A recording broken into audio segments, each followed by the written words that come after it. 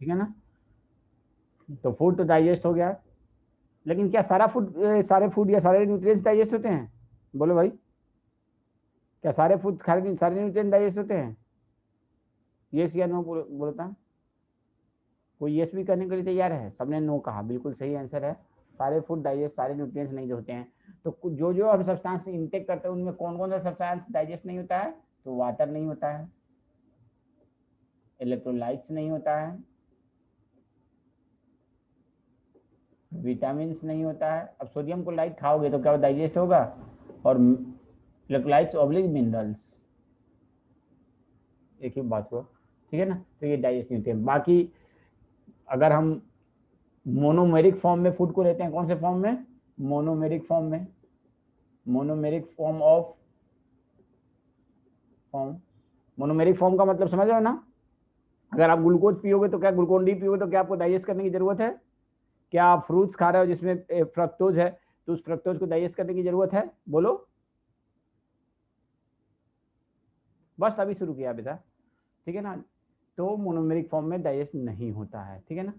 अब आइए, जो जिसको डाइजेस्ट करने की जरूरत है, जिसको नहीं डाइजेस्ट किया डायरेक्टली, वो सारी चीजें हमारे डाइजेस्टिव कैनाल से क्या होता है?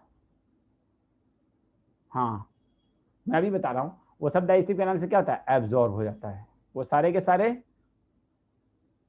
एब्जॉर्ब हो जाता है। जुबेरिया जुबेरिया शांति बनाए रखो, ये रजिस्ट्री ऑफिस में ही है, सब कुछ याद रहता है यहाँ पे, ठीक है ना जुबेरिया? जुबेरिया याद है रजिस्ट्री ऑफिस? चलिए, तो यहाँ पे सब याद रहता है, घबराओ मत, ठीक है ना। तो बेटा मोनोमेरिक फॉर्म में एब्जॉर्ब होता है, ठीक है ना। अब सुन लीजिए, मेरी बात को ध्यान से सुनिएगा। अब आपको मालूम है कि एब्जॉर्प्शन थोड़ा बहुत एक आध चीज, एक फ्यू ड्रग्स जो है ओरल कैविटी के ओरल म्यूकोसा से एब्जॉर्ब होता है। उसके बाद स्मॉल इंटेस्टाइन से कुछ एब्जॉर्प्शन होता है। कहाँ से? स्मॉल इंटेस्टाइन से। स्मॉल इंटेस्टाइन से क्या एब्जॉर्ब होता है बोलो? तो मेजोरिटी ऑफ द स्टोमक से एब्जॉर्ब होता है। स्टोमक से क्या एब्जॉर्ब होता है? तो water, simple sugar, few drugs, aspirin, alcohol. Alcohol मतलब दारू, दारू मतलब इथाइल एल्कोहल, ठीक है ना। एथेनॉल। क्या स्मॉल इंटेस्टाइन से इथेनॉल एब्जॉर्ब होता है? यस होता है, लेकिन मैक्सिमम अमाउंट में कहाँ से होता है? स्टोमक से होता है। अब देखिए, वाटर तो आपके स्टोमक से भी होता है, स्मॉल इंटेस्टाइन से भी होता है, लार्ज इंटेस्टाइन से भी होता है। और मैक्सिमम वाटर जो एब्जॉर्ब होता है, जो कि सुमैया ने क्वेश्चन पूछा, तो मैंने कहा था कि स्मॉल इंटेस्टाइन से, तो फिर सुमैया ने समरी पढ़ी एनसीईआरटी का, और समरी पढ़ के उन्होंने कहा कि सर एनसीईआरटी में, यहाँ पे मैं आपको दिखा रहा हूँ वो समरी, एनसीईआरटी में यहाँ पे दिए हुआ है कि सर मैक्सिमम वाटर जो है ना, क्यों बेटा Sumaiya are you here? Maximum water जो है absorb in large intestine. Sumaiya तुम यहाँ हो, सुन रही हो मेरी बात? यही ना था, मैंने अंडरलाइन करके कहा था कि मैं बताऊंगा। Most of the water absorb in large intestine. देखो सुनो सुनो सुनो सुनो, ये बात एनसीईआरटी में आप जिस कंटेक्स्ट में पढ़ रहे हो, वो उस कंटेक्स्ट में, अबे चल जा। देखो यही कभी कभी टेक्निकल चीजें आती हैं तो मूड खराब हो जाता है। हाँ, देखो ये जो बात है ना, कहाँ गए?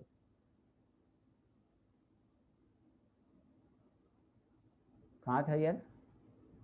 हाँ ये था, ये बात तो थी। Most of the water is absorb in large intestine. क्यों भाई? देखो ये बात जिस कंटेक्स्ट में पढ़ते हो, स्मॉल इंटेस्टाइन में ही एब्जॉर्ब होता है मोस्ट ऑफ द वाटर, ये बात ध्यान से रखना। Most of the water absorb in small intestine, एकदम याद रखना, मैं यही लिख रहा हूँ।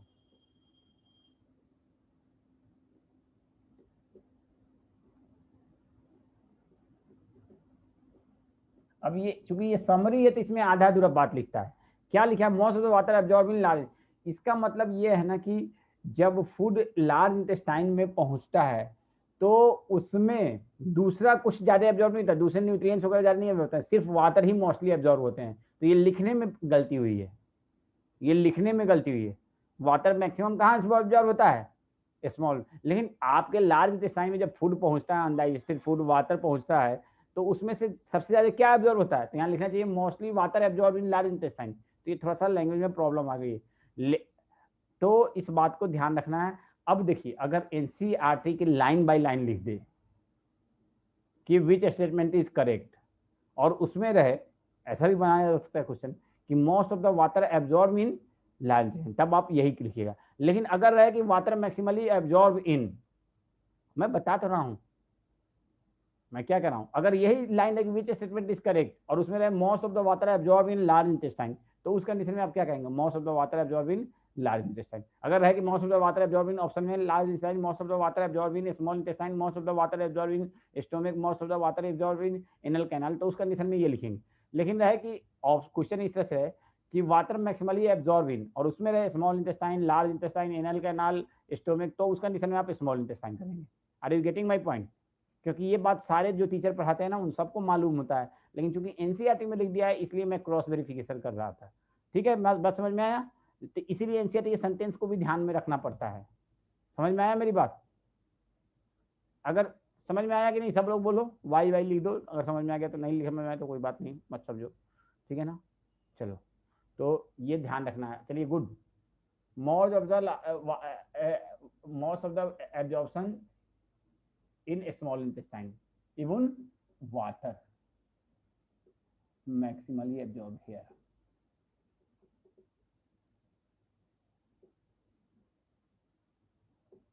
और ये बेफिक्र रहिए, मेडिकल कॉलेज के बुक के रेफरेंस से बता रहा हूँ, ठीक है ना। अब देखिए एब्जॉर्प्शन, तो एब्जॉर्प्शन भाई सब जगह होता है, स्टोमक में भी होता है, स्मॉल इंटेस्टाइन में भी होता है, लार्ज इंटेस्टाइन में भी होता है। तो एब्जॉर्प्शन के लिए अलग से हमारे बुक में टॉपिक्स हैं, ठीक है ना, दिए हुआ। देखो अब यहाँ पे एब्जॉर्प्शन ऑफ डाइजेस्टिव प्रोडक्ट, तो आपको क्या लगता है हमारे डाइजेस्टिव कैनाल में एब्जॉर्प्शन जो होता है ओरल म्यूकोसा में किस तरह का एब्जॉर्प्शन होता है? सिंपल डिफ्यूजन के जरिए। सिंपल, देखो एब्जॉर्प्शन दो तरह का होता है, पहले ये समझो एब्जॉर्प्शन कितने तरह का होता है। ये बार बार या नौटंकी किए हुआ चल ही नहीं रहा, ये बार बार नौटंकी करता है यार, आज पता नहीं क्यों। हाँ, एब्जॉर्प्शन दो तरह का होता है डाइजेस्टिव कैनाल में। कितने तरह का? दो तरह का। कौन कौन से? Passive, active. पैसिव एब्जॉर्प्शन में, पैसिव एक्टिव तो जानते हो ना एब्जॉर्प्शन, बोटनी वाले सर ने बताया होगा। और पैसिव एब्जॉर्प्शन में फर्दर क्या होता है? सिंपल डिफ्यूजन,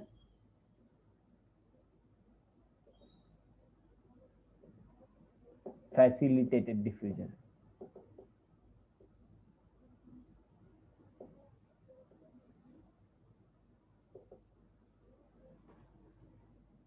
नहीं, अरे यार पैसिव में एनर्जी का इस्तेमाल नहीं होता है, एक्टिव में एनर्जी का इस्तेमाल होता है। अब एग्जैक्ट मैकेनिज्म क्या है, अब यहाँ पे ये अभी टाइम नहीं है कि मैं बताऊं, अभी आप जान लो कि एब्जॉर्प्शन दो तरह का होता है, ठीक है ना। यहाँ पे ये बताने लायक नहीं है, नहीं तो मैं बता देता। एब्जॉर्प्शन कितने तरह का होता है? दो तरह का होता है।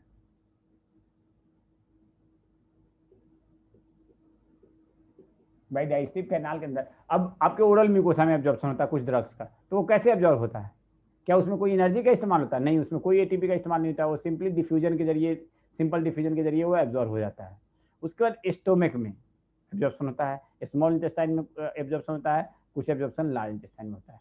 तो इनमें से कौन से मीन से होता है? क्या बिना एनर्जी के इस्तेमाल किए या एनर्जी का इस्तेमाल किया? अगर एनर्जी का इस्तेमाल नहीं होता है एब्जॉर्प्शन में तो उसको हम क्या कहते हैं? पैसिव। और अगर एनर्जी का इस्तेमाल होता है, एटीपी का इस्तेमाल होता है, तो उसको क्या कहते हैं? एक्टिव। ठीक है, यहाँ तक बात समझ में आई। अब मान लो जैसे कि सपोज करो ये फूड मोनोसेक्राइड्स है कोई, ये डाइजेस्टिव कैनाल है, तो ये इसमें जो एब्जॉर्ब हो रहा है, तो इसमें एनर्जी का, एटीपी का इस्तेमाल नहीं हो रहा, तो ये कौन सा होगा? पैसिव। और एटीपी का इस्तेमाल हो रहा है तो क्या होगा? एक्टिव। अब आपने सेल बायोलॉजी अगर पढ़ा होगा तो सेल बायोलॉजी में पढ़ा होगा कि सेल मेम्ब्रेन ऐसे होता है, हमने भी थोड़ा सा बायोमोलिक्यूल में बताया था, सेल मेम्ब्रेन को ऐसे बनाते हैं ना, दो आदमी को उल्टा सुला देते हैं। अबे यार,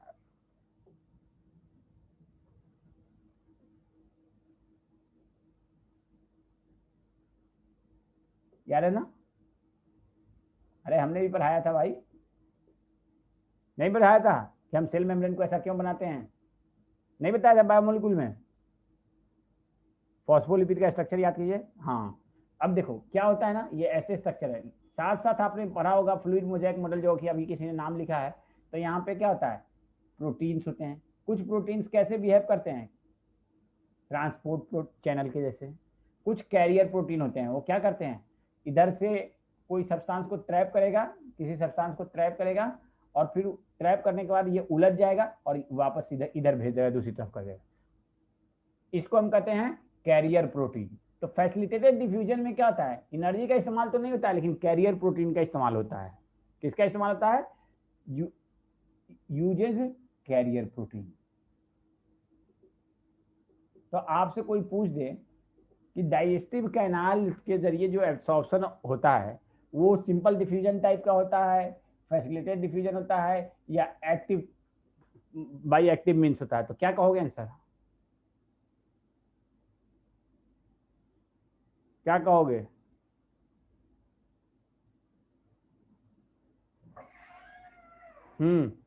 डाइजेस्टिव कैनाल से फूड का एब्जॉर्प्शन जो होता है सिंपल डिफ्यूजन से, पैसिव डिफ्यूजन, फैसिलिटेटेड डिफ्यूजन से, या एक्टिव ट्रांसपोर्ट से? बोलिए। ऑल, बिल्कुल सही आंसर दिया है मदिया ने, ऑल, सारे से। जवेरिया ने भी आंसर सही दिया है, अहमद ने भी सही आंसर दिया है, तीनों टाइप से। अफीफा ने भी सही दिया है, तीनों टाइप से होगा बेटा, depend upon type of food. अच्छा, ऑस्मोसिस आपने सुन रखा है ना? ऑस्मोसिस के जरिए भी तो वाटर, ऑस्मोसिस के जरिए वाटर एब्जॉर्ब होता है। Osmosis is a type of passive diffusion और एक्टिव डिफ्यूजन, एक्टिव ट्रांसपोर्ट और पैसिव ट्रांसपोर्ट। किसका टाइप है बताइए तो, पैसिव ट्रांसपोर्ट का या एक्टिव ट्रांसपोर्ट का? ऑस्मोसिस किसका टाइप है, बोलिए। बिल्कुल सही आंसर है, osmosis is also type of. तो basically osmosis is a type of simple diffusion, लेकिन थोड़ा सा हम लोग उसमें डिफरेंशिएट करते हैं, टाइप ऑफ सिंपल डिफ्यूजन होता है, ठीक है ना? तो आपको पूछा जाए कि ये ऑस्मोसिस के जरिए क्या एब्जॉर्ब होता है, तो आप सबको मालूम है कि ऑस्मोसिस के जरिए सिर्फ और सिर्फ वाटर एब्जॉर्ब होता है। तो डाइजेस्टिव कैनल में जहां कहीं भी वाटर एब्जॉर्ब होता है वो कैसे एब्जॉर्ब होता है? Wherever water absorb from digestive canal, either stomach, either small intestine, either large intestine, by which means, by which means बोलो, ठीक है ना? अब आइए, अब डाइजेस्टिव कैनाल में हमारे फूड के 3 फॉर्म है। कौन सा? हम लोग ग्लूकोज को खाते हैं, मतलब ग्लूकोज को एब्जॉर्ब करते हैं, या गैलेक्टोज को करते हैं, या फ्रक्टोज को करते हैं। मेनली यही 3 कार्बोहाइड्रेट के फॉर्म को एब्जॉर्ब करते हैं। उसके अलावा अमाइनो एसिड्स को एब्जॉर्ब करते हैं ना, अमाइनो एसिड्स को करते हैं कि नहीं? उसके अलावा लिपिड के डिफरेंट फॉर्म्स को एब्जॉर्ब करते हैं, जैसे कि इसको, फैटी एसिड को और ग्लिसरॉल को। तो आप बताओ, आपको क्या लगता है ग्लूकोज का एब्जॉर्प्शन किस मीन से होगा? सिंपल डिफ्यूजन, आप लोग गेस करो। एक्टिव फैसिलिटेटेड डिफ्यूजन और एक्टिव ट्रांसपोर्ट। देखो, ग्लूकोज का जो एब्जॉर्प्शन होता है सिंपल डिफ्यूजन से भी होता है, फैसिलिटेटेड डिफ्यूजन से भी होता है, और एक्टिव ट्रांसपोर्ट से भी होता है, तीनों। लेकिन maximum glucose absorb by which means active transport, maximally absorb by active transport.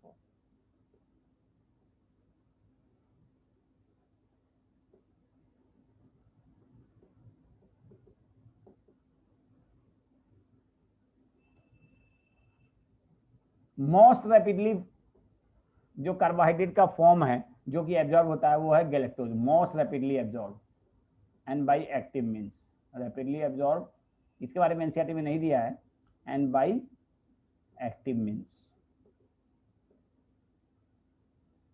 Mainly by facilitated diffusion, ये एनसीईआरटी में नहीं दिया है।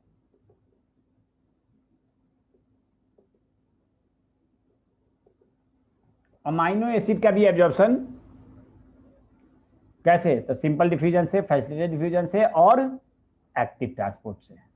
लिपिड के बारे में आपको मालूम है कि always active transport, lipid always active transport, ठीक है ना?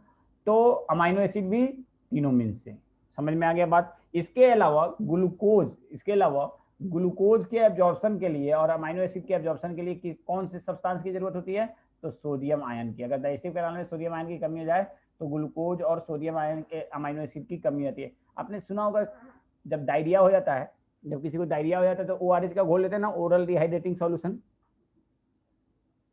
देते हैं ना ORS का, सबको मालूम है ना क्यों देते हैं? देखो सोडियम जो है ना रिक्वायर होता है एब्जॉर्प्शन ऑफ ग्लूकोज में, एब्जॉर्प्शन ऑफ अमाइनो एसिड में और प्लस एब्जॉर्प्शन ऑफ वाटर में।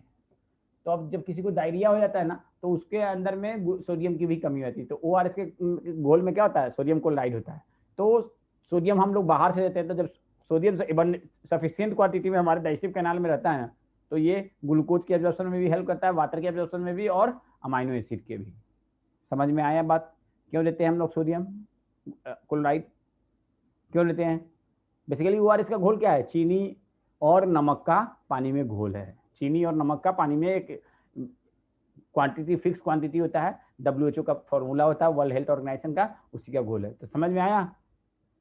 जब डायरिया होता है तो सोडियम की कमी हो जाती है हमारे डाइजेस्टिव कैनाल में, ये बात समझ में आया? चलिए ठीक है, तो ये जान लेना चाहिए, ये तो बहुत कॉमन बात है। अब आइए NCERT की बात को करते हैं। Absorption is the process by which the end product of digestion pass through into the blood or liver, ठीक है ना?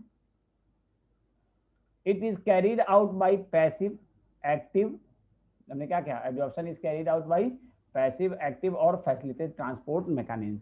A small amount of monosaccharide like glucose, amino acid and some electrolytes like chloride ion are generally absorbed by simple diffusion. सुन लो क्या लिखा है यहाँ पे, तर्क यहाँ देखो, सिंपल डिफ्यूजन के जरिए एब्जॉर्प्शन तो होता है। किसका एब्जॉर्प्शन होता है? भाई किसका एब्जॉर्प्शन होता है बोलो? Small amount of monosaccharide like glucose and amino acid, ज्यादा अमाउंट में नहीं, बहुत थोड़े से अमाउंट, और कुछ इलेक्ट्रोलाइट्स जैसे कि chloride are generally absorb by simple diffusion, थोड़े से अमाउंट में, ज्यादा अमाउंट में नहीं। ग्लूकोज और अमाइनो एसिड सिंपल डिफ्यूजन के जरिए बहुत थोड़े से अमाउंट में। The passage of this substance blood depend upon the concentration gradient. इसका मतलब क्या होता है, जैसे कि आपका ये मान लो ये दुओडीनम जेजनम है और इधर आगे में इलियम है। अरे यार ये क्या हो रहा है, ये गोल क्यों बन जा रहा है? ये मान लो जेजनम है, उसके बाद ये इलियम है, तो यहाँ पे ये मोनोसेक्राइड है, अमाइनो एसिड्स है, तो इसका एब्जॉर्प्शन जो है ना किस पे डिपेंड करता है कि हमारे ब्लड में कितना ग्लूकोज है, ब्लड में कितना ग्लूकोज है, क्या है, ब्लड में कितना ग्लूकोज है। समझ में आया बात ना? अगर ब्लड में ग्लूकोज ज्यादा होगा तो ये धीरे धीरे एब्जॉर्ब होगा, अगर ब्लड में ग्लूकोज कम होगा तो ये ज्यादा रैपिडली एब्जॉर्ब होगा। उसी तरह से ब्लड में अमाइनो एसिड कम होगा तो ये धीरे धीरे एब्जॉर्ब होगा।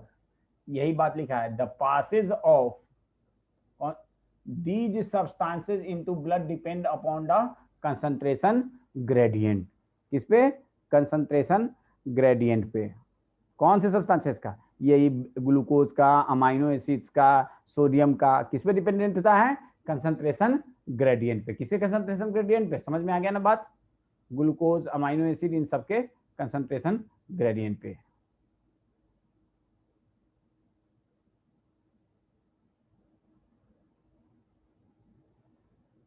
अरे बेवकूफ सुनो तो, अभी आगे का बात क्यों, अभी हम जो बता रहे हैं ना, यहाँ ये NCERT का लाइन नहीं तो कहाँ का लाइन है कृति? मैंने क्या पढ़ाया, मैंने क्या कहा है? ग्लूकोज एब्जॉर्ब बाई, मैंने क्या कहा? मैक्सिमली एब्जॉर्ब बाई, सुनती नहीं हो ध्यान से कृति, हमने क्या कहा है कि ये तीनों मीन से एब्जॉर्ब होता है, पैसिव डिफ्यूजन से, facilitated transport as well as active means. अभी हमने बोला था कि नहीं बोला था? सुनती नहीं हो ध्यान से, कहीं से पढ़ के आई हो उसी को रिपीट करती रहती हो। हमने बोला है कि नहीं? सच्ची सच्ची बताओ तो बात बेटा, ध्यान से सुना करो, अगर कहीं से पढ़ के आए हो तो भूल जाओ, ठीक है ना? तो ये NCERT का लाइन है, ये मैं कोई अपने से नहीं लिखा हूं, ये NCERT का लाइन है जो आपके ये, ठीक है ना? कहाँ से तो सिर्फ सुन रही हो? मैं भी NCERT ही पढ़ रहा हूँ, स्क्रीन देखो तो, ये स्क्रीन पे जो अंडरलाइन कर रहा हूँ NCERT का लाइन है, कोई हम अपने घर से नहीं लिख के लाया है, ठीक है ना? तो क्या कहा? सम सब्सटेंसेस लाइक, आगे फिर आगे लिख रहा है, some substances like glucose and amino acid are absorb with the help of carrier protein. आगे में क्या है? कैरियर प्रोटीन, मतलब सिंपल डिफ्यूजन तो उससे तो होगा ही होगा, फैसिलिटेटेड डिफ्यूजन से भी होगा। समझ में आया? Simple this mechanism is called the facilitated transport. बात पूरी देखते नहीं हो, इधर उधर से, ठीक है ना? तो ग्लूकोज और अमाइनो एसिड जो है ना बेटा, सिंपल डिफ्यूजन से भी और फैसिलिटेटेड डिफ्यूजन से भी, समझ में आया बात? ग्लूकोज और अमाइनो एसिड सिंपल डिफ्यूजन से भी, लेकिन इस मीन्स से भी बहुत ज्यादा नहीं, कम ही अमाउंट में, सबसे कम अमाउंट में सिंपल डिफ्यूजन से। लेकिन ये डिफ्यूजन भी डिपेंड करता है, अगर मान लो कोई डायबिटिक है ना, जैसे कि मैं डायबिटिक हूं और मेरा ब्लड ग्लूकोज लेवल बहुत ज्यादा है, तो सिंपल डिफ्यूजन से हो सकता है मेरे ब्लड में एब्जॉर्ब ही नहीं हो ग्लूकोज, फैसिलिटेटेड डिफ्यूजन से हो ही नहीं एब्जॉर्ब, सिर्फ एक्टिव ट्रांसपोर्ट से होगा। अब देखिए आगे, देखिए various nutrients like amino acid, monosaccharide like glucose, electrolyte, sodium ion are absorb into blood by कौन सा मैकेनिज्म? Active transport. यहाँ पे लिखा नहीं है किसके बारे में है, पीछे लिखा है, वो हम अभी जानबूझ के नहीं पढ़े। Various nutrients like amino acid and like glucose and electrolyte like sodium ion absorb into the blood by this mechanism का मतलब यहाँ पे क्या है? एक्टिव ट्रांसपोर्ट, लेकिन मैक्सिमम अमाउंट में।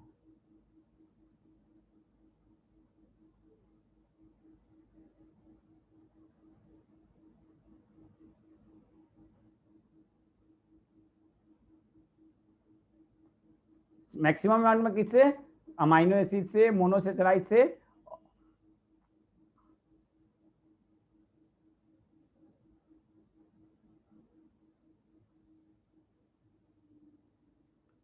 मैं आपको नहीं कहा हूँ मोहसिन, कृति को मैंने कहा है बेटा आप दिल पे मत लो। कृति ने कहा कि सर एनसीईआरटी में लिखा है कि सर कैरियर प्रोटीन के जरिए होता है, तो मैंने कहा कि मैंने कब कब मना किया कि कैरियर प्रोटीन के जरिए नहीं होता है ग्लूकोज का एब्जॉर्प्शन? बेटा मोहसिन आप दिल पे मत लो, आपको नहीं मैंने कहा। कृति ने बोला कि सर मैंने इससे पहले ही बता दिया था जब उस बात को, तो आप या तो क्लास करो तो पूरे ध्यान से सुनो, अदरवाइज बीच में अननेसेसरी क्वेश्चन मत करो, ठीक है ना?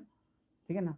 मुझे इस तरह से बहुत बुरा लगता है कि जब देखो आदमी पूरी ईमानदारी से पूरे दिल से पढ़ा रहा हो और आप उसमें अननेसेसरी बात पूछोगे। अब हमसे अभी मुदब्बिर पूछ रहे हैं कि सर आपको कैसे पता चल जाता है? यार 12 साल से पढ़ा रहा हूँ, नौकर का फैक्ट्री बना चुका हूँ, तो हमें सब पता चल जाता है कि कौन बच्चा क्या कर रहा है, ठीक है ना? तो प्लीज़ इस तरह की बातें ना करें तो अच्छा है कि आपको कैसे पता चल जाता है। यार जब तुम भी किसी चीज़ में एक्सपीरियंस, जब डॉक्टर बन जाओगे ना, अब देखो मैं अभी एक वाकया बता रहा हूँ। एक यहाँ पे बीएमसी में बैंक है, मर्केंटाइल बैंक है, बॉम्बे मर्केंटाइल बैंक। उनके वाइफ की तबीयत खराब हुई, तो उन्हें एक नेफ्रोलॉजिस्ट को दिखाना था, वो मेरे दोस्त हैं नेफ्रोलॉजिस्ट। तो उन्हें चूंकि वो कोविड का दौर था तो वो जा नहीं पा रहे थे, तो उन्होंने कहा कि सर मेरे वाइफ को ये प्रॉब्लम है, आप, तो मैंने टेस्ट भेज दिया, उन्होंने दवा लिख के भेज दिया बिना कोई उनसे डिस्कशन की क्या प्रॉब्लम है। तो अब डॉक्टर अब वो मर्केंटाइल बैंक के मैनेजर जो है परेशान हो रहे हैं कि ऐसे कैसे दवा लिख दिया बिना प्रॉब्लम को जाने। तो हम कहे सब तजर्बा बहुत बड़ी चीज़ होती है, और दवा दिया फ़ायदा भी हो गया। तो जब तुम लोग भी एक्सपीरियंस डॉक्टर हो जाओगे ना, तो बहुत कुछ, जब पेशेंट आएगा ना 50% बात बोलेगा और 50% तुम खुद समझ जाओगे, 20% बात बोलेगा 80% खुद समझ जाओगे, ठीक है ना? ठीक है ना? तो मेरी बात को ध्यान रखो, सुने, ध्यान से सुनो, ये आप सबके साथ भी होगा, आप भी जब तजर्बा हो जाएगा तो बहुत कुछ सीखोगे। अब आइए ट्रांसपोर्ट, अब देखिए, तो ये ग्लूकोज और अमाइनो एसिड के बारे में इतना याद रखना है कि ये सिंपल डिफ्यूजन से, फैसिलिटेटेड ट्रांसपोर्ट से और एक्टिव मीन्स से, तीनों मीन्स से होता है, लेकिन मैक्सिमम किससे? Active means. अब देखिए नेक्स्ट बात है, ग्लूकोज और अमाइनो एसिड के बाद सीधे यहाँ पे गैलेक्टोज की बात नहीं किया है, फ्रक्टोज का बात नहीं किया है। गैलेक्टोज और फ्रक्टोज की बात नहीं किया, हमने बता दिया गैलेक्टोज। अच्छा पूछा जाए कौन सा कार्बोहाइड्रेट का फॉर्म जो है मोस्ट रैपिडली एब्जॉर्ब होता है, बताइए मोस्ट रैपिडली एब्जॉर्ब कौन सा फॉर्म होता है? Which form of carbohydrate most rapidly absorb? Galactose, अभी बताया ना, हाँ वेरी गुड, ठीक है ना? फ्रक्टोज के बारे में कुछ भी नहीं दिया। उसके बाद सीधे वाटर पे आ गया है, तो transport of water depend upon absorption, basically है ऑस्मोटिक ग्रेडियंट। ये तो ऐसे ही एक बात लिख दिया कि एक्टिव ट्रांसपोर्ट में होता क्या है, ये तो आपको हमने पहले ही बता दिया था, ये बात तो पहले ही हमने बता दिया, ठीक है ना? फैटी एसिड का एब्जॉर्प्शन कैसा होता है बताइए भाई, हमने बता रखा है पहले ही, एक्टिव या पैसिव, बता चुके हैं पहले ही, एक्टिव।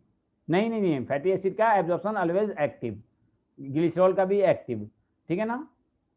अब बाकी इसकी कहानी देखो, यहाँ पे क्या लिखा है, ये सारी कहानी हमने समझा रखा है कि fatty acid and glycerol being can not be absorb into the blood, they are first incorporated small droplet called micelle which move into the intestinal mucosa, they are reformed into the very small protein coated fat which chylomicron which are transported into the lymph vessel in the villi। अच्छा ये बताओ, ऐसे ही मैं पूछ रहा हूँ आप लोगों से, क्या नीड है काइलोमाइक्रोन बनाने का? ये देखो, ये नीड में नहीं आएगा, ऐसे ही मेरा मन कर दिया है कि आज मेरा अभी अभी दिल कर दिया कि क्या है काइलोमाइक्रोन बनाता है। कोई वाइल्ड गैस? कीर्ति बताओ तो, तुमने जहाँ से पढ़ के आई हो वहाँ से बताओ तो। या तुम ट्रूमैन में पढ़ी हो? सर बोल रही कि कीर्ति की मैं सर ट्रूमैन से पढ़ती हूँ। बताओ काइलोमाइक्रोन क्यों बनता है? कीर्ति बता, क्यों बनाता है? किसी को कोई आइडिया है? ऐसे ही मैं पूछ रहा हूँ, देखो नीट में नहीं आएगा, मैं ये भी कह रहा हूँ, ऐसे ही मेरे दिमाग में आ गया है। The lymph vessel ultimately release into the this substance into the blood stream. Anyone, any idea? चलो ये लोग, आपके जो मैं सीट भेजूंगा उसमें इसका आंसर है, तो आप लोग ढूंढिएगा कहाँ आंसर है। मैं आज नहीं बताऊंगा, जो आज मैं अभी भेजूंगा ना पीडीएफ, उसमें इसका आंसर है, कहीं पे लिखा होगा, तो ये आपको बताना है ढूंढ के इसमें से नेक्स्ट क्लास में, ठीक है ना? इस जो पीडीएफ मैं भेजूंगा उसमें है आंसर इसका, कहीं ना कहीं है आंसर, ये आपको ढूंढ के नेक्स्ट क्लास में बताना, ठीक है? नेक्स्ट क्लास में मैं पूछूंगा इसका आंसर। चलिए बताऊंगा।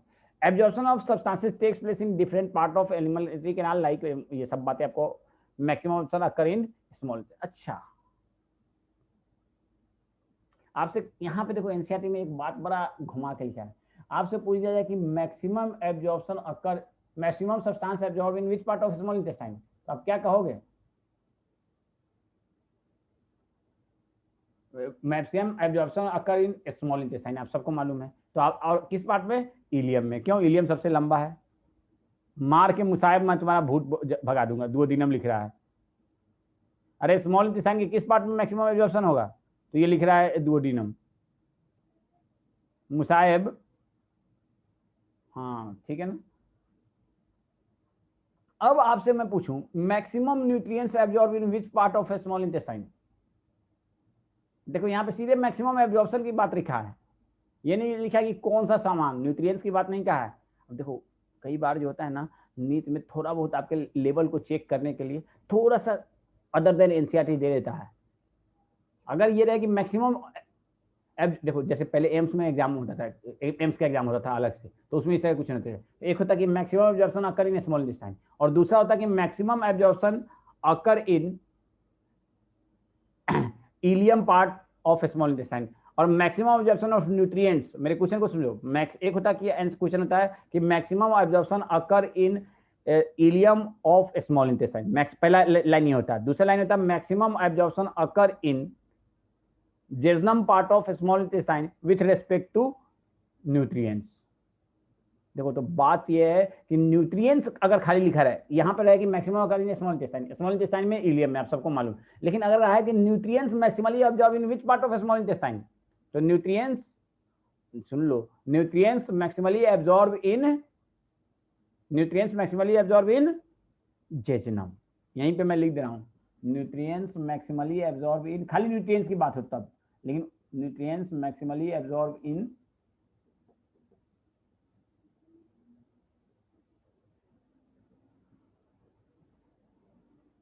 जेजनम, लेकिन ओवरऑल मैक्सिमम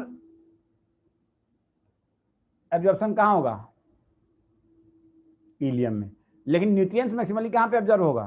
न्यूट्रिएंट्स का मतलब वही विटामिन मिनरल्स, ये सारी चीजें, ठीक है ना, कार्बोहाइड्रेट के डिफरेंट फॉर्म, प्रोटीन के, अमाइनो एसिड, ग्लूकोज, गैलेक्टोज, ये सारी चीजें। अब ये टेबल तो हमने पिछले ही क्लास में डिस्कस कर लिया था।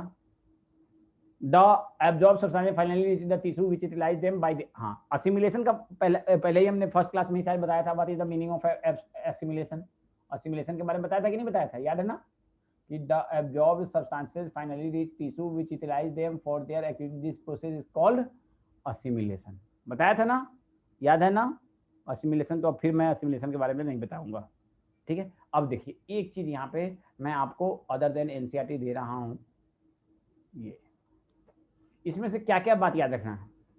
देखो यहाँ पे एक तो अभी हमने जो बताया, absorption of the majority nutrients takes place in them with the following notable exception, nutrients की बात हो रही है, ये किसकी बात हो रही है यहाँ पे?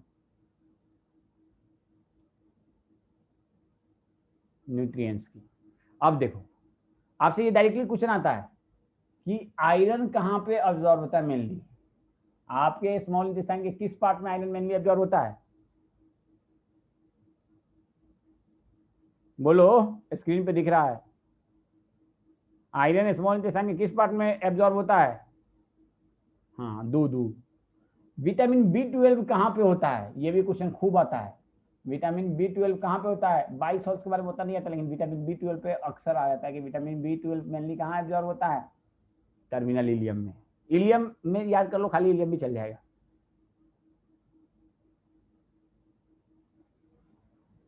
इसको भूल जाओ, ये बिल्कुल नहीं पूछा जाएगा, भूल जाओ इसको, ठीक है ना। ये भी भूल जाओ, ये भी भूल जाओ, ये हमने पहले ही बताया था, याद कर लो तो ठीक रहेगा, याद कर लो तो ठीक रहेगा, ठीक है ना। तो इतना बात आपको एब्जॉर्प्शन से रिलेटेड याद रखना है, ठीक है। एब्जॉर्प्शन से रिलेटेड बात समझ में आई आप लोगों को, आई तो एक बार वाई लिख दीजिए, नहीं तो फिर कोई बात नहीं, हम आगे बढ़ेंगे, ठीक है ना। चलिए, तो इतना बात आपको प्लीज आपने जाइए खिली, इतना बात आपको कम से कम दिमाग में रखना होगा। अब आइए कहानी, अब देखिए आपका खाना कहाँ पहुंचा, अनडाइजेस्टेड फूड कहाँ पहुंचा, अनडाइजेस्टेड फूड कहाँ पहुंचा, बोलो भाई, लार्ज इंटेस्टाइन में। अब देखो एनसीईआरटी में कई बार बातों को बहुत ही प्रिसाइज तरीके से अच्छा भी लिखता है, कई बार गड़बड़ भी कर देता है। तो यहाँ पे ऐसा नहीं, कुछ डाइजेस्टिव एक्टिविटी ऐसा मानना है साइंटिस्ट का,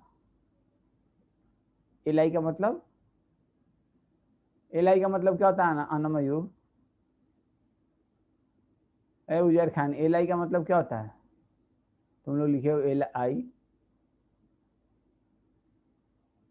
एलआई का मतलब बताने तो हम नहीं पढ़ाएंगे, हाँ ठीक है ना। नो अच्छा मैं कहा ये एलआई का मतलब क्या है, no significant digestive occur in large intestine. तो यहाँ पे यही लाइन याद रखना चाहिए, नो डाइजेशन नहीं होता है लार्ज इंटेस्टाइन में, ऐसा माना जाता है कि कुछ डाइजेशन होता है, लेकिन एग्जैक्टली कैसे होता है क्या होता है अभी तक पूरी तरह से ये बात पता नहीं है। तो इसीलिए एनसीईआरटी में लिख दिया कि no significant the function of large intestine, ठीक है ना। मेनली क्या है, एब्जॉर्प्शन ऑफ सम वाटर। देखो देखो देखो सुमैया तुम्हारा आंसर यहाँ पे देखो, वहां पे एब्जॉर्प्शन ऑफ सम वाटर, सुमैया सीयर मैक्सिमम मोस्ट वाटर या सम वाटर, ठीक है ना। मिनरल्स, कुछ मिनरल्स जैसे कि कुछ सोडियम एंड सर्टेन ड्रग्स, और कौन सा जो एनल रूट से दिया जाता है।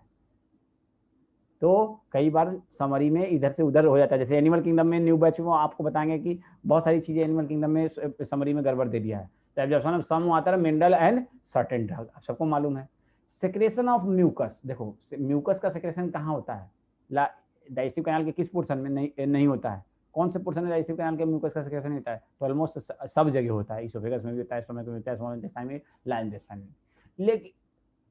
लेकिन लार्ज इंटेस्टाइन में जो म्यूकस होता है ना, वो क्या करता है ना, उसको जो हमारा फीकल मैटर लार्ज इंटेस्टाइन में जो अनडाइजेस्टेड फूड पहुंचता है ना, वो काफी वाटरी होता है, तो उसमें से वाटर एब्जॉर्ब कर लिया है, और वाटर एब्जॉर्ब करने का तो वहां पे म्यूकस का सेक्रेशन होता है। वो म्यूकस क्या करता है, हमारा जो पोटी होता है ना, तो उसके ऊपर एक लेयर लगाया रहता है म्यूकस का, जिसकी वजह से वो स्मूथ होता है, ताकि आसानी से एनएस से निकल सके। सेक्रेशन एडहियरिंग द वेस्ट, उसको एक जगह, जो नॉर्मली पोटी हेल्दी पोटी होता है वो कैसा होता है, एक जगह क्या होता है ना, वो बिल्कुल हम कैसे बताएं, एक जगह समझ गए ना, तो एकदम बिल्कुल एडहियर्ड होता है ना, हाँ।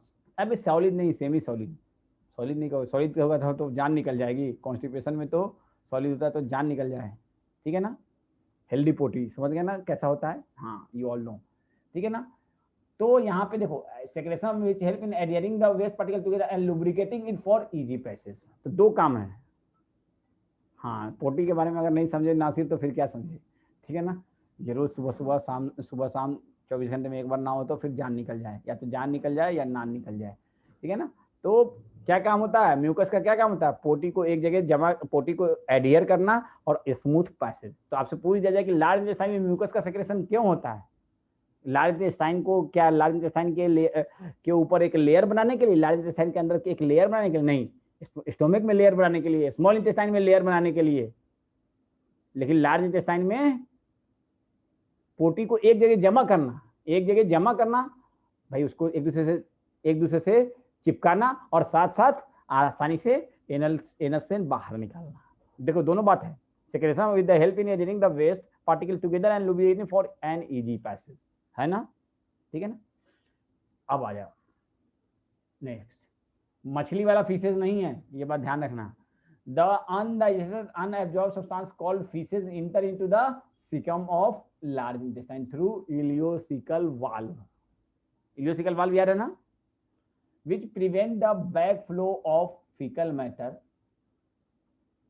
ये बात तो सबको समझ में आ रहा होगा ना।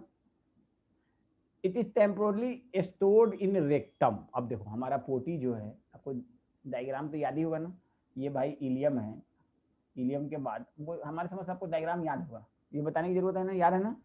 हाँ, ये आपका इलियम है और ये सीकम है। सीकम से अल्टीमेटली आपका फूड जो है कहाँ पहुंचता है,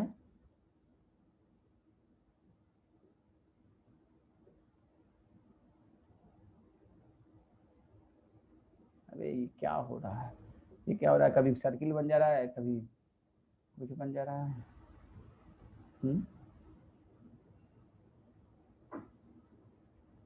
अब देखो आपको यहाँ पे, ठीक है ना, तो यहाँ पे आया, यहाँ से ये अल्टीमेटली पोटी बन के यहाँ पे आ गया, क्या बन गया, पोटी आ गया, और यहाँ पे आके पोटी स्टोर होता है किसमें, अच्छा इलियोसिकल वाल्व। देखो यहाँ पे जो स्फिंक्टर होता है ना, इसी को तो इलियोसिकल स्फिंक्टर या इलियोसिकल वाल्व कहते हैं। इलियोसिकल, यार ये हो क्या रहा है इसमें, आज हो क्या गया है यार, समझ में आ गया, इसी को तो कहते हैं इलियम है ना, ये क्या है, इलियम है, और ये सीकम है, ठीक है बेटा मोहसिन। तो इसको हम कौन सा वाल्व कहेंगे, इलियोसिकल वाल्व। अच्छा शेप ऑफ करते हैं, शेप ऑफ कैसे होता है यार, पता नहीं कहाँ से ऑफ होता है, चलो बाद में करेंगे देखेंगे, ठीक है ना। तो मैं कर दूंगा बाद में, चलो पहले पढ़ाई करते हैं, ठीक है ना। तो सीकम से आया, सीकम से अल्टीमेटली कहाँ पहुंचा, रेक्टम में। रेक्टम में भी थोड़ा बहुत एब्जॉर्प्शन होता है वाटर का, इलेक्ट्रोलाइट्स का, मैं कर दूंगा बाद में, चलो पहले पढ़ाई कर लेते हैं, ठीक है ना। यहाँ पे आके 4 से 5 घंटा यहाँ भी स्टोर होता है क्या, हमारा undigested food in the form of faeces. Faeces का फॉर्मेशन शुरू कहाँ हुआ, फीसेज का फॉर्मेशन कहाँ शुरू हुआ, यहाँ पे शुरू हुआ फीसेज का फॉर्मेशन, ठीक है ना। और अल्टीमेटली फीसेज जाके यहाँ पे स्टोर होता है, और जब यहाँ पे सिग्निफिकेंट क्वांटिटी में एब्जॉर्ब होता है, जब इसके वाल पे ये प्रेशर लगाता है ना, लिंक शेप लिखा हुआ है, इंक टू शेप, मैं कर दिया क्लिक, हाँ अब नहीं होगा क्या, हाँ ठीक, थैंक यू, साथ ने बता दिया। चलिए तो अरे पढ़ाई पे ध्यान दो, अच्छा मैं अभी बताता हूँ। तो यहाँ पे आ गया टिल डेफिकेशन, जब तक कि पोटी नहीं हो यहाँ पे। अब मान लो आपको पोटी आ रही है, पहले एक बात समझ लो, फिर स्फिंक्टर का भी फंक्शन। पोटी आ रही है, तो पोटी आ रही है मतलब इसका मतलब पोटी आपका ऐसा नहीं कि पोटी तो आपके बॉडी में ऑल 24/7 रहता है। अगर आप खाना वाना खा रहे हो, नहीं खा रहे हो महीनों से तो वो अलग बात है, सब जगह पोटी रहता है। लेकिन यहाँ से पोटी धीरे धीरे जाके अल्टीमेटली यहाँ पे जाके स्टोर होता है, और जब यहाँ पे स्टोर होता है और यहाँ पे इतना स्टोर हो जाता है कि इसके वाल पे प्रेशर लगने लगता है, तब आपको एहसास पोटी होता है। एहसास पोटी समझते हो ना, अब 2 नंबर में जहाँ के लिए जाना है, अब 2 नंबर के लिए जाना है। जब तक ये सिग्निफिकेंट क्वांटिटी में नहीं जमा होगा, तब तक आपको 2 नंबर की नीड नहीं होगी।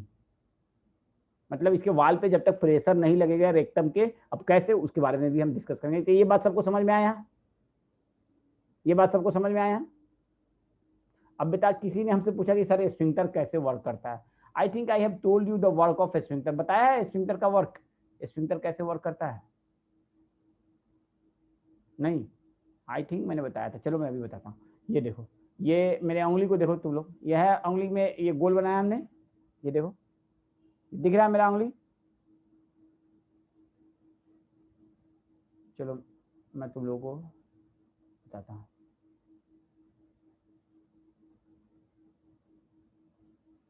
यार एक सेकंड रुक जा बेटा, मैं तुम लोगों को अभी बताता हूँ।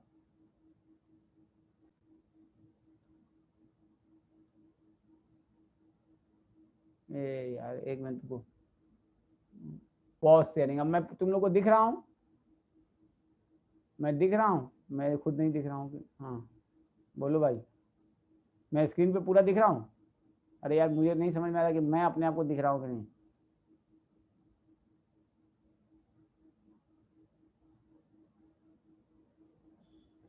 अब देखो, ये है मेरा उंगली, देखो उंगली दिख रहा है, ये एक गोल। अब इसमें ये बंद, ये ओपनिंग है, ये ओपनिंग है। इस ओपनिंग पे अगर प्रेशर लगेगा तो ये खुलेगा, नहीं प्रेशर लगेगा तो ये बंद रहेगा। एक साइड से यूनिडायरेक्शनल, एक साइड से। स्क्रीन ब्लर है, रुको यार, ये क्या यार, कभी कभी बड़ा ये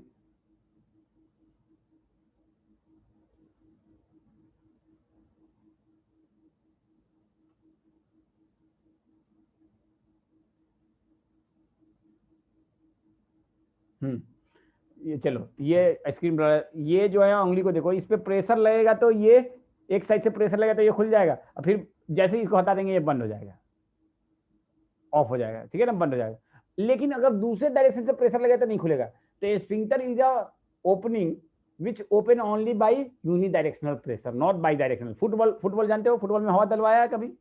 फुटबॉल में कभी हवा डलवाया है? बोलो, फुटबॉल में कभी हवा डलवाया है? जब डलवाया होगा तो क्या होता है, आप बाहर से प्रेशर लगा रहे हो, बाहर से आप प्रेशर लगा रहे हो, वो खुल जाता है, वो अंदर में हवा जाता है, क्या अंदर से हवा बाहर निकलने लगता है? ये बताओ, नहीं ना भाई, एक तरफ से तो हवा जा रहा है, दूसरी तरफ जो ओपनिंग है फुटबॉल के अंदर में, वो क्या है? स्फिंक्टर है। आप टायर और ट्यूब में हवा डालते हो, ट्यूब में हवा डालते हो तो ट्यूब में भी जो ओपनिंग है वो क्या है? स्फिंक्टर है। समझ में आया बात? स्फिंक्टर कृति समझ में आया, स्फिंक्टर क्या होता है? तो यहाँ भी ये जो है ना, ये स्फिंक्टर कृति समझ में आया? बाकी बच्चों को सबको समझ में आ गया स्फिंक्टर क्या होता है? चलो ठीक है, अच्छी बात है। हाँ ठीक है, जो पूछने लायक बात हो ना उसका मैं आंसर जरूर देता हूँ, लेकिन जो आलतू फालतू की बात होती है उसमें मुझे गुस्सा आ जाता है। अब देखो, इसके बाद अभी हम लोग एक टॉपिक पढ़ेंगे, डेफिकेशन रिफ्लेक्स एक्शन। तुम लोग को रिफ्लेक्स एक्शन पढ़ा दिया था न्यूरल कंट्रोल एंड कोऑर्डिनेशन में? What is the meaning of reflex, reflex action पढ़ाया था? अच्छा नहीं पढ़ाया था, ओहो। चलो बताएंगे, अभी थोड़ा सा बताएंगे। तो पहले, इससे पहले डेफिकेशन रिफ्लेक्स एक्शन से पहले, हाँ पहले हम लोग यही पढ़ लेते हैं, डेफिकेशन रिफ्लेक्स एक्शन, उसके बाद इस टॉपिक को हम लोग डिस्कस करेंगे पहले। अच्छा स्क्रीन शेयर नहीं हुआ है? ओ सॉरी, अरे sorry for that. Resume share हो गया, स्क्रीन शेयर, स्क्रीन शेयर हो गया? चलो ठीक है ना। चलो तो भाई सुनो, डेफिकेशन रिफ्लेक्स एक्शन को बढ़ाएंगे, ये हमारे बुक में भी है, एनसीईआरटी की बुक में भी है। कहाँ पे है वो मुझे ध्यान नहीं है, लेकिन है एनसीईआरटी की बुक में है डेफिकेशन रिफ्लेक्स एक्शन।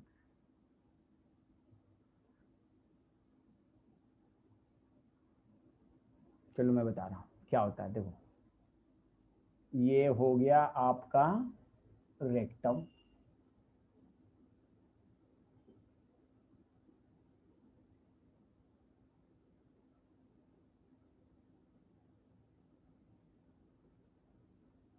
ये हो गया आपका रेक्टम, और ये हो गया एनल कैनाल।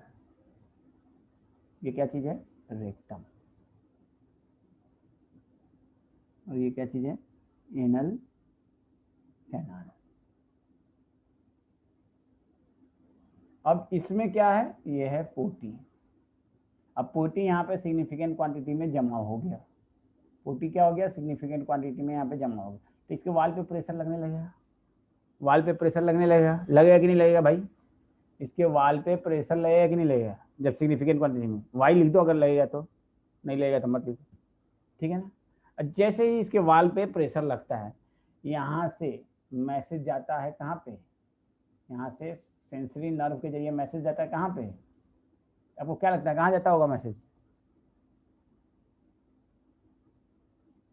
कहाँ जाता, यहाँ से मैसेज कहाँ जाता होगा? ब्रेन में नहीं, बिल्कुल नहीं, ब्रेन में नहीं, ब्रेन में नहीं, स्पाइनल कोड में। कहाँ पे आता है? तो ये मैसेज कहाँ जाता है? स्पाइनल कोड में, ठीक है। और इन टर्न स्पाइनल कोड से, इन टर्न स्पाइनल कोड से क्या होता है, मैसेज आता है, किस पे, इस पे, हमारे ब्रेन से नहीं, कहाँ से मैसेज आता है, स्पाइनल कोड से, किस पे आता है, रेक्टल वाल पे। और स्पाइनल कोड क्या करता है, इस रेक्टम के अंदर जो मसल है ना, उस मसल को फोर्सफुली कॉन्ट्रैक्ट करता है, और फोर्सफुली कॉन्ट्रैक्ट करता है तो ये किधर की तरफ दबेगा, नीचे की तरफ दबेगा कि नहीं, नीचे की तरफ कॉन्ट्रैक्ट करके नीचे की तरफ भेजने की कोशिश करता है, और भेजता भी है। मेरी बात समझ में आई। अब यहाँ पे देखो करते सुनो, तुमने अभी पूछा था, यहाँ पे एक स्फिंक्टर होता है, ये मैसेज यहाँ पे एक स्फिंक्टर होता है, और एक स्फिंक्टर यहाँ पे होता है, दो स्फिंक्टर होता है। इसको हम कहते हैं इंटरनल एनल स्फिंक्टर,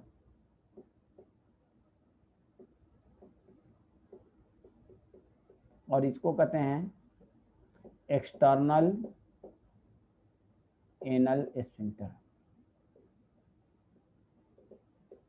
तो इस स्पाइनल कोड से मैसेज कहाँ पे आता है, इंटरनल एनल स्फिंक्टर पे भी आता है, और इस इंटरनल एनल स्फिंक्टर को खोल देता है। जब खोल देगा तो पोटी, जब इसको खोल देगा तो पोटी जो है और नीचे, यही होता है ना, जब इस इंटरनल स्फिंक्टर को खोल देगा तो पोटी नीचे की तरफ आएगा कि नहीं आएगा, बोलो भाई, आएगा कि नहीं आएगा, और पोटी जो है इन सब जगहों पे जमा हो जाता है,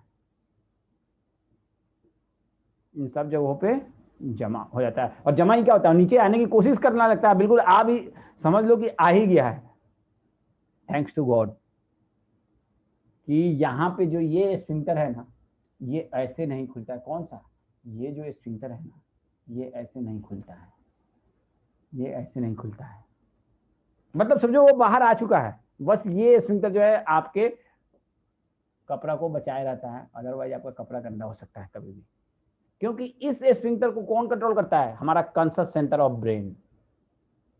तो जब पोटी यहां तक आ चुका होता है तो इस स्फिंक्टर पे भी प्रेशर लगता है, लेकिन इस स्फिंक्टर से मैसेज जाता है कहां पे, आपके कंसस सेंटर ऑफ ब्रेन को।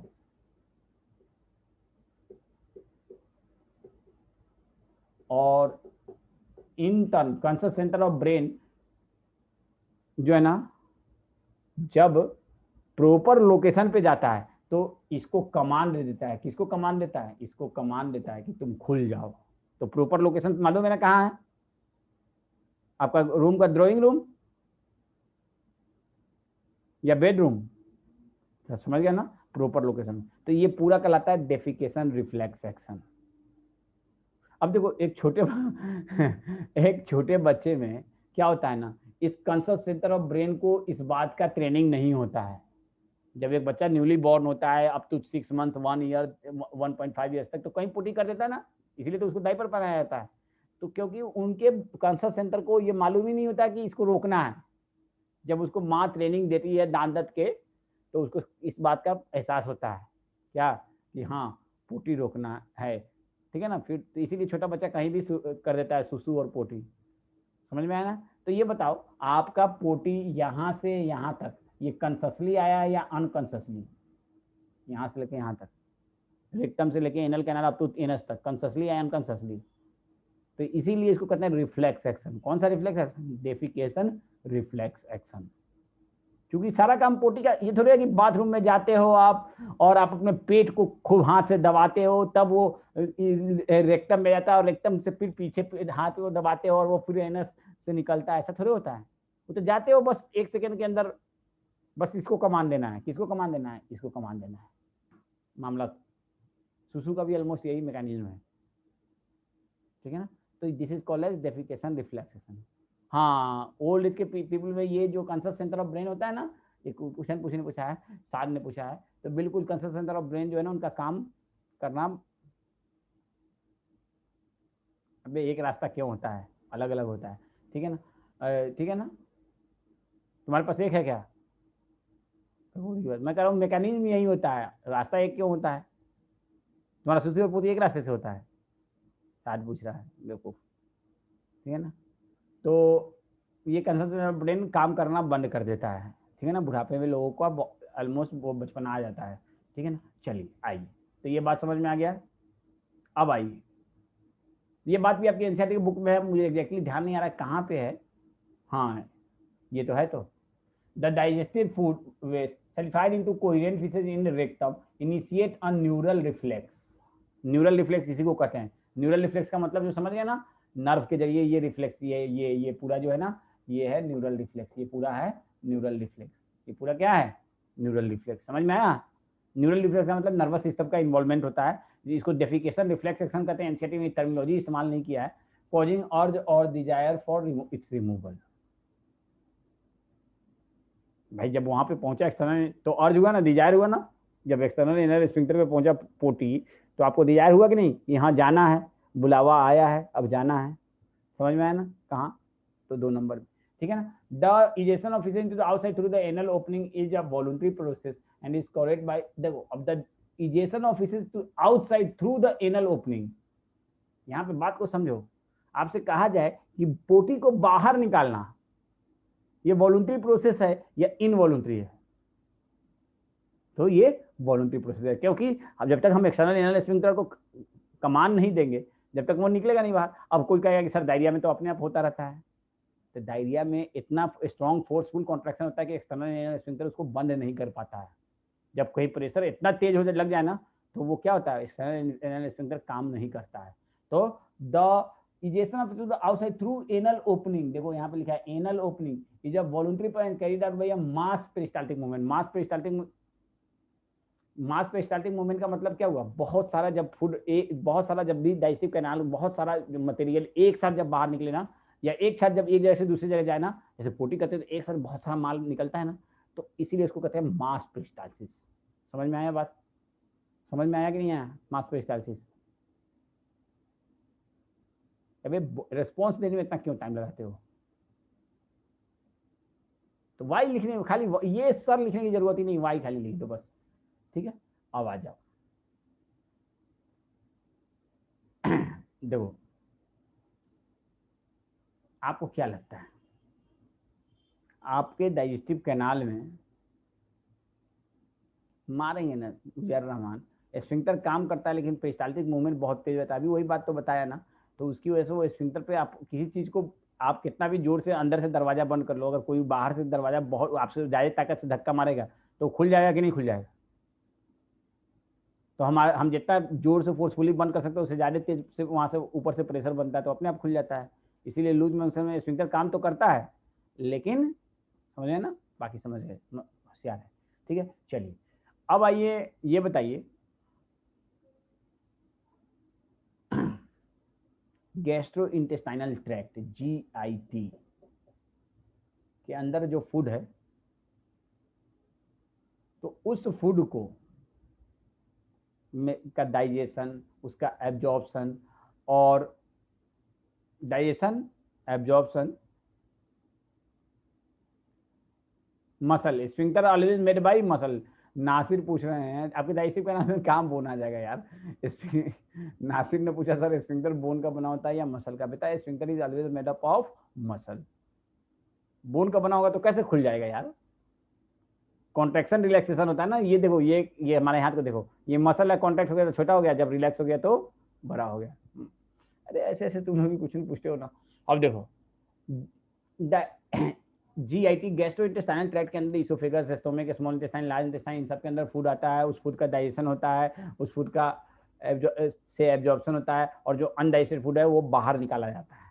तो ये नर्वस सिस्टम के कंट्रोल में है या इंडोक्राइन सिस्टम के? तो ये नर्वस और इंडोक्राइन सिस्टम के दोनों के कंट्रोल में है, और दोनों में बहुत परफेक्ट कोऑर्डिनेशन होता है, तभी हमारा फूड जो है प्रॉपरली डाइजेस्ट होता है। अगर कोई इंसान बहुत एंग्जाइटी में रहता है तो उसका डाइजेस्टिव सिस्टम ऐसे ही खराब हो जाएगा। क्यों खराब होगा? क्योंकि नर्वस सिस्टम का प्रॉपर फंक्शनिंग बहुत जरूरी चीज़ है। अब देखो यहाँ पे एनसीईआरटी के बुक में जो तरीका से लिखा है ना, इसको अगर हम पढ़ाएंगे तो हमारे समझ से आपके लिए बहुत अच्छा नहीं रहेगा। तो मैं इसके बाद नेक्स्ट क्लास में कंटिन्यू करूँ, ठीक है ना। एंग्जाइटी मतलब टेंशन में, स्ट्रेस में, ठीक है ना। तो मैं नेक्स्ट क्लास में कंटिन्यू करूँगा, तो इसको, इस बात को मैं नेक्स्ट क्लास में, इसको भी मैं नेक्स्ट क्लास में करूँगा, क्योंकि बोलने का मेरा मन नहीं कर रहा है। और उसके बाद आपको मैं इस टेबल के बारे में भी पढ़ाऊँगा, ठीक है ना। This is all for today, ठीक है ना। छोटा छोटा क्लास सही रहता है, ज़्यादा बड़ा क्लास से ऑनलाइन में यार मूड अजीब सा होने लगता है। ऑफलाइन में तो मैं 3 घंटा 4 घंटा लगातार पढ़ा हूँ। देखो नासिर को, हाँ इंशाल्लाह कल ये चैप्टर खत्म हो। अच्छा तुम लोग ये बताओ, तुम लोगों को विटामिन एंड मिनरल अभी पढ़ना है या बाद में?